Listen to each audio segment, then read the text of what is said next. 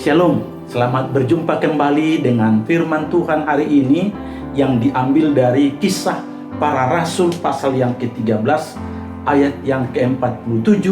Demikianlah bunyinya.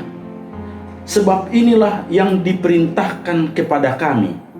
Aku telah menentukan engkau menjadi terang bagi bangsa-bangsa yang tidak mengenal Allah, supaya engkau membawa keselamatan sampai ke ujung bumi.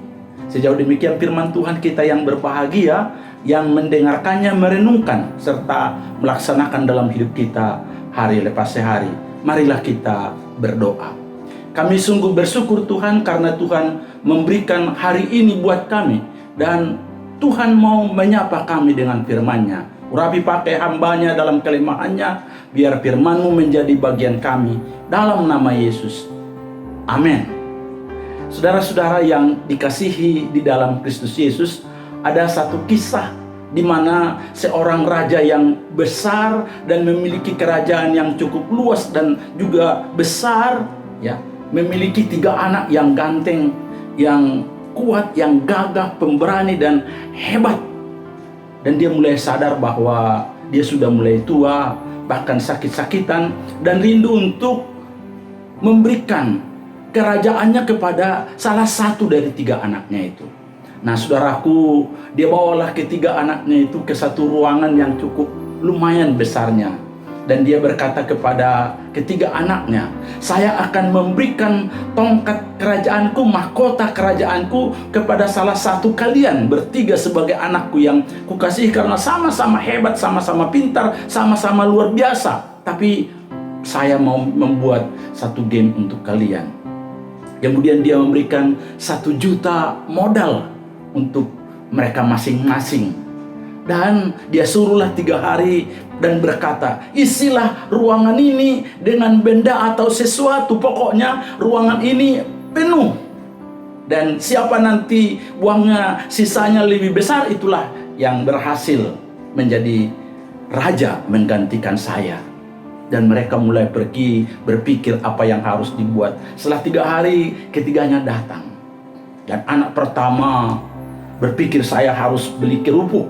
Dan dia memang beli kerupuk seharga 500.000. Dan memang ruangan itu penuh. Dan sisa berapa? 500.000. Anak kedua tidak kalah. Dia beli kapas. Lebih murah lagi rupanya. 300.000. Dia sudah dapatkan untuk memenuhi seluruh ruangan itu. Dan sisa berapa? 700.000. Dan kemudian ayahnya bertanya kepada anak ketiga siap udahnya. Kau bawa apa, Mang? Katanya.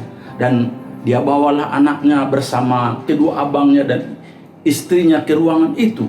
Tiba-tiba ini anak siapu dan anak yang kecil ini ambil satu pelita yang memang sangat bagus pelitanya. Dan dia nyalakan. Dan memang benar seluruh ruangan itu bercahaya terang benderang oleh satu pelita seharga 1.000 rupiah. Dan sisa berapa? 999.000 rupiah.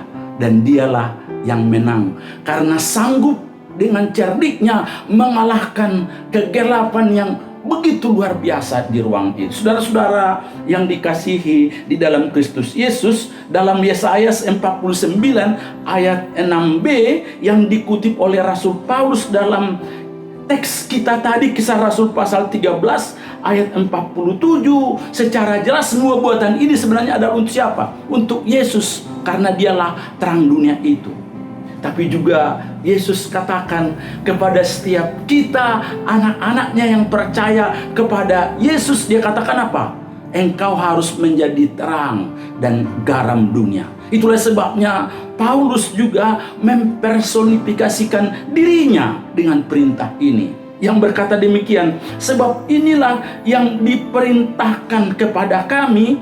Allah telah menentukan engkau, Allah telah menentukan setiap kita, menentukan Paulus, menentukan setiap orang yang percaya kepadanya menjadi apa? Terang bagi bangsa-bangsa yang tidak mengenal Allah, supaya engkau, supaya Paulus, supaya setiap kita yang percaya kepada Yesus, dikatakan siapa?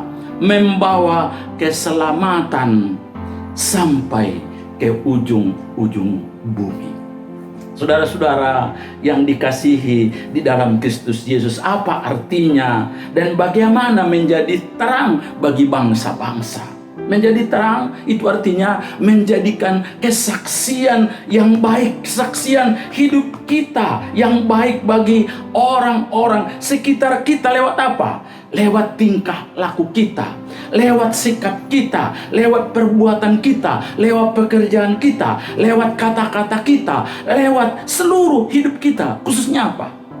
Kasih kita kepada sesama. Saudaraku, kita dipanggil untuk memberikan yang terbaik dan mengerjakan segala sesuatu dengan sebaik-baiknya, penuh tanggung jawab. Bukan hanya kita disuruh menyelesaikan pekerjaan kita dengan baik, bahkan harus memberi lebih, penuh dengan kesaksian yang luar biasa, semaksimal mungkin, supaya kita sebagai pelajar, sebagai karyawan, sebagai pegawai, sebagai pejabat, sebagai penguasa, pengusaha, atau sebagai ayah, sebagai ibu rumah tangga, nampak terang kita bercahaya melalui apa tadi? Perbuatan, pekerjaan, tingkah laku kata yang baik, sehingga orang tertarik. Tidak hanya saudaraku, supaya kita juga bercahaya di sekitar pekerjaan, di sekitar hidup kita, khususnya dalam keluarga kita, untuk mengalahkan kegelapan yang ada. Mana tahu saudaraku, sekali lagi, mana tahu saat kita sudah memberikan yang terbaik, kita sebenarnya sudah maksimal, sudah melakukan segalanya dengan baik. Tahu-tahu apa? Ada orang yang iri, ada orang yang usil, ada orang yang membuat kita tidak enak, bahkan mungkin mengata-ngatai, menghancurkan tiap pekerjaan kita. Apakah kita larut atau memadamkan terang cahaya Kristus, terang kasih Allah kepada sekitar atau kepada orang yang membuat kita susah? Atau kita mulai memadamkannya dengan apa? Dengan bersungut-sungut, membalas yang jahat dengan yang jahat, dendam, atau perbuatan kegelapan lainnya. Tapi jika kita menang, sekali lagi, jika kita menang, kita menampakkan benar-benar bahwa kita penuh kasih, memberikan yang terbaik, ya, terang kita tetap menyala. Saudaraku, pasti apa? Pasti ada orang di sekitar kita yang tertarik melihat prestasi kita, melihat perbuatan kita, melihat tingkah laku kita. Untuk itu, gunakanlah kesempatan itu dengan sebaik-baiknya untuk berbicara tentang apa? Rahasia kasih Kristus. Berkata-katalah penuh kasih. Tunjukkan bahwa Anda memang sudah mengerti bahwa melakukan itu sebagai tanda orang yang sudah selamat, sudah memperoleh hidup yang kekal. Saudaraku, ada banyak di sekitar Anda yang sangat membutuhkan kasih, membutuhkan terang Kristus itu. Untuk itu saya mau bertanya, apakah Anda mau dipakai Tuhan menjadi alatnya? Apakah saudara mau menjadi terang bagi bangsa-bangsa, bagi keluarga, bagi tempat Anda bekerja, dan dimanapun Anda pergi?